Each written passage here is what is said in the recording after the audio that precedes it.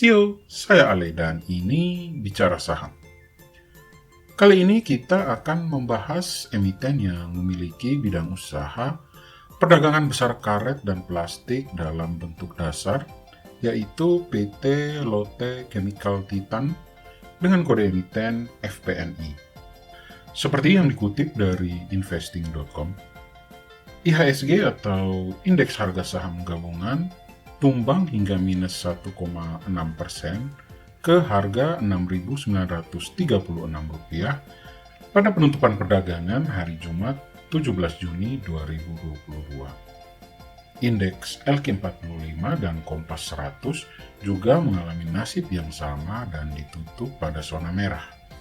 Total transaksi mencapai Rp19,3 triliun pada perdagangan akhir pekan ketiga di bulan Juni 2022 itu. Sedangkan asing mencatatkan penjualan bersih sampai Rp1,2 triliun. Penjualan terbanyak mereka pada saham Merdeka Copper Gold atau MDKA sebesar Rp518 miliar, Bank Sentral Asia senilai Rp155 miliar, Bank Rakyat Indonesia Rp149 miliar, Bank Mandiri Rp98 miliar, dan Bank Negara Indonesia atau BBNI dengan nilai Rp98 miliar. Sedangkan sektor yang mengalami penguatan harga adalah sektor kesehatan, di mana saham Medikaloka Hermina dan Prodia Widya Husada menguat di atas 2%. Untuk sektor material dasar mengalami penurunan yang paling dalam dengan saham Merdeka Copper Gold dan saham Bumi Resources Mineral turun sampai di atas 6%. Untuk top gainers di hari Jumat kemarin diisi oleh emiten yang berada di luar LQ45, yaitu Astrindo Nusantara Infrastruktur, Esta Multi Usaha, Bekasi Asri Pemula, Lotte Chemical Titan, dan Golden Flower yang ditutup menguat di atas 14%. Lalu, bagaimanakah kondisi fundamental dari salah satu saham di atas, yaitu PT Lotte Chemical Titan pada saat ini? Yuk kita analisa.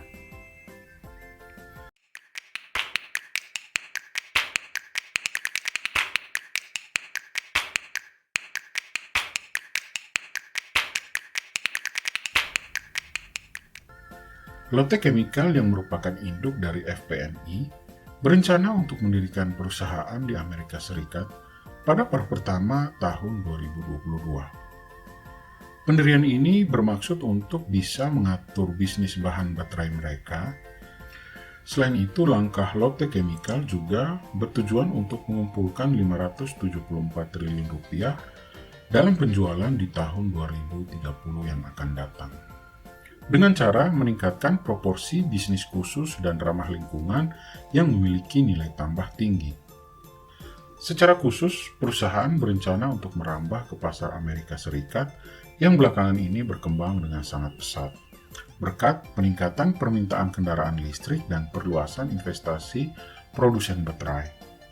Selain itu, divisi bisnis energi hidrogen dari perusahaan ini memiliki niat untuk menginvestasikan Rp68,9 triliun pada tahun 2030 agar bisa memproduksi 1,2 juta ton hidrogen bersih setiap tahun.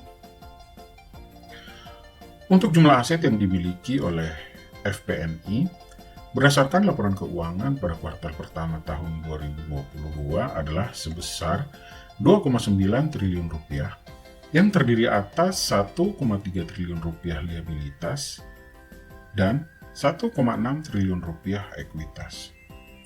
Aset ini meningkat Rp323 miliar dibandingkan dengan jumlah aset pada kuartal keempat tahun 2021, yang mana bertambahnya aset Lotte Chemical ini adalah hasil dari meningkatnya liabilitas senilai Rp264 miliar dan bertambahnya ekuitas dengan nilai Rp59 miliar. Untuk item ekuitas dari FPNI, Terjadi perbaikan defisit nilai yang belum ditentukan penggunaannya dari 105 juta US dollar ke 101 juta US dollar. Sedangkan untuk item liabilitas terbesar yang dipunyai oleh FPNI adalah liabilitas jangka pendek berupa utang usaha ke pihak berelasi dengan nilai 64,8 juta US dollar. Dan untuk utang jangka panjangnya, liabilitas terbesar yang dipunyai adalah imbalan pasca kerja yang bernilai 5,2 juta US dollar. Untuk rasio liabilitas dari Lotte Chemical, cash ratio 71%, quick ratio-nya 108%, dan current ratio-nya 156%.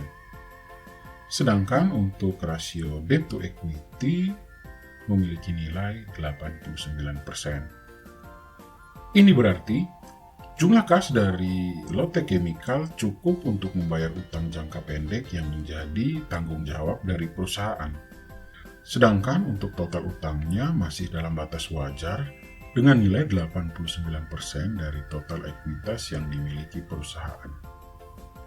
Debt to equity ratio dari FPNI mengalami tren peningkatan sejak menyentuh nilai 56% di tahun 2020. Untuk tahun 2021, debt to equity ratio dari perusahaan ini meningkat ke nilai 74% dan di kuartal pertama tahun 2022 ini bertambah lagi ke angka 89%. Pada kuartal pertama tahun 2022, pendapatan yang telah dikumpulkan oleh FPNI adalah 137 juta US dollar. Revenue ini meningkat 30 juta US dollar jika dibandingkan dengan revenue di kuartal yang sama pada tahun 2021 yang memiliki nilai 106 juta US dollar. Jika revenue ini kita proyeksikan untuk menjadi pendapatan tahunan, maka nilainya menjadi 7,8 triliun rupiah, meningkat 34% daripada pendapatan Lotte Chemical di tahun 2021 yang nilainya adalah 5,6 triliun rupiah. Untuk kuartal pertama tahun 2022, Lotte Chemical telah mencatatkan laba bersih dengan nilai 3,4 juta US dollar. Jumlah ini meningkat jika kita bandingkan dengan kuartal pertama tahun 2021, yang mana FPNI hanya mencetak laba dengan nilai sebesar 3,1 juta US dollar. Lalu, jika nilai laba tersebut kita setahunkan, maka nilai laba bersih dari Lotte Chemical akan meningkat 47% atau bernilai 64 miliar rupiah. Karena nilai hasil proyeksi dari Lotte Chemical adalah 200 miliar rupiah. Yang mana jika dibandingkan dengan tahun 2021, nilai laba bersih Lotte Chemical hanyalah 136 miliar rupiah. Untuk arus kas dari Lotte Chemical pada kuartal pertama tahun 2022 ini, tercatat dari aktivitas operasi menghasilkan 24 juta US dollar. Untuk aktivitas investasi, FPNI menghabiskan kas senilai 793.000 US dollar. Serta untuk aktivitas pendanaan, Lotte Chemical menghasilkan kas sebanyak 2 juta US dollar. Dari aktivitas-aktivitas keuangan ini menghasilkan kenaikan kas untuk Lotte Chemical sebesar 25,4 juta US dollar. Value dari Lotte Chemical pada akhir kuartal pertama tahun 2022, ekuitasnya adalah 1,5 triliun rupiah. Harga saham per 31 Maret adalah Rp432 per lembar saham. Nilai buku atau book value-nya Rp279 per lembar saham. Sehingga nilai price to book value-nya adalah 1,5. Dan dengan keuntungan per saham sebesar Rp36, maka nilai price to earning ratio adalah 11,9. Nilai laba per saham tadi menghasilkan net profit margin 2%, return to equity 12%, dan return on asset 6%. Kesimpulan. Pertama, Aset dari Lotte Chemical pada kuartal pertama tahun 2022 meningkat 323 miliar rupiah, dan yang mendominasi peningkatan aset dari Lotte Chemical ini adalah liabilitas yang mengalami peningkatan sebesar 264 miliar rupiah. Sedangkan ekuitasnya juga mengalami peningkatan senilai 59 miliar rupiah. Kedua, proyeksi pendapatan dari FPNI di tahun 2022 ini meningkat 34% atau senilai 7,8 triliun rupiah. Nilai presentasi peningkatan revenue dari Lotte Chemical sejak tahun 2021 terus mengalami peningkatan. Pada tahun 2021, peningkatan revenue dari Lotte Chemical dari tahun sebelumnya adalah 35%. Dan proyeksi untuk tahun 2022 ini adalah 34%.